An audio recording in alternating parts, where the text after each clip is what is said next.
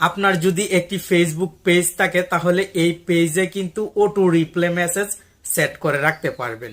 ফলে আপনার পেজে যদি কেউ মেসেজ দেয় তাহলে এমন রিপ্লে চলে যাবে। আশা করি এখনই আপনার ফেসবুক পেজে এই ভিডিওটি দেখে অটো রিপ্লে মেসেজ সেট করে দিবেন। টেক অন বাংলা চ্যানেলের আরো একটি গুরুত্বপূর্ণ ভিডিও আপনি দেখছেন, আর আমি আছি আপনার বন্ধু নাসিম।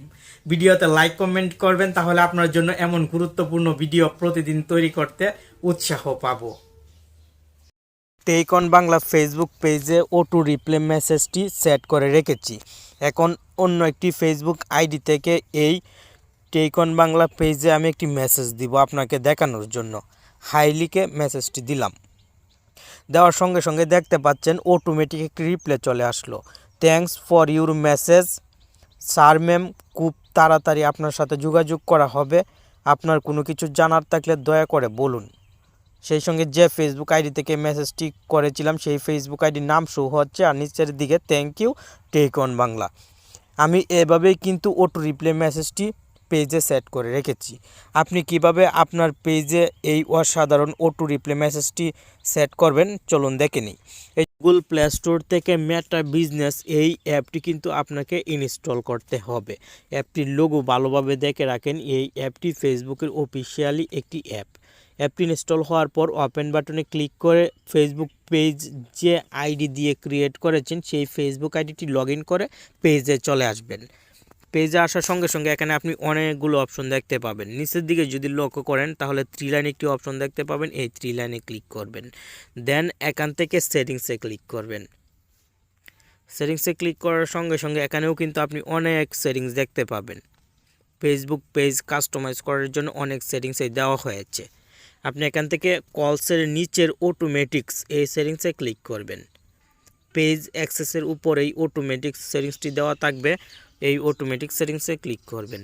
উপরের দিকে কিছু অপশন দেখতে পাচ্ছেন এবং নিচের দিকে কিছু অপশন দেখতে পাচ্ছেন। আমি অলরেডি ইনস্ট্যান্ট রিপ্লে এই সেটিংসটি অন করে রেখেছি। আপনার এখানে হয়তো নিচের দিকে থাকবে, যদি অন না থাকে।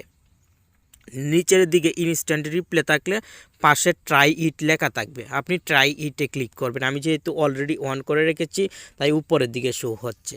ট্রাই ইটে ক্লিক করার সঙ্গে সঙ্গে আপনার সামনে এরকম অপশন চলে আসবে। এখন আপনি এই বক্সে ক্লিক করবেন।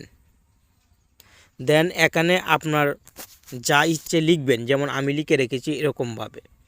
আপনি আরও সুন্দর করে গুছিয়ে লিখতে পারলে লিখবেন। লেখার পর এখান থেকে সেভে ক্লিক করে দিবেন। সেভে ক্লিক করে দেওয়ার সঙ্গে সঙ্গে কিন্তু এই কাজটি কমপ্লিট। এখন ব্যাকে চলে আসবেন এবং চ্যানেলের নিচের মেসেঞ্জার এই অ্যাপটিতে টিকমার্ক দিয়ে দিবেন। টিকমার্ক দেওয়ার পর সেভে ক্লিক করে দিবেন।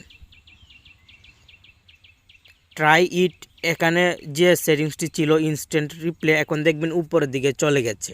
আমি আপনাকে আগেই বলেছি আমার ফেসবুক পেজে ইনস্ট্যান্ট রিপ্লে সেটিংসটি অন ছিল, তাই উপরের দিকে প্রথমে আপনি দেখতে পেয়েছেন। আপনার ফেসবুক পেজের নিচের দিকে থাকবে। যখনই উপরের দিকে চলে যাবে এবং মেসেঞ্জার অন লেখা দেখতে পাবেন ইনস্ট্যান্ট রিপ্লের নিচে, তখন বুঝতে পারবেন আপনার কাজ কমপ্লিট।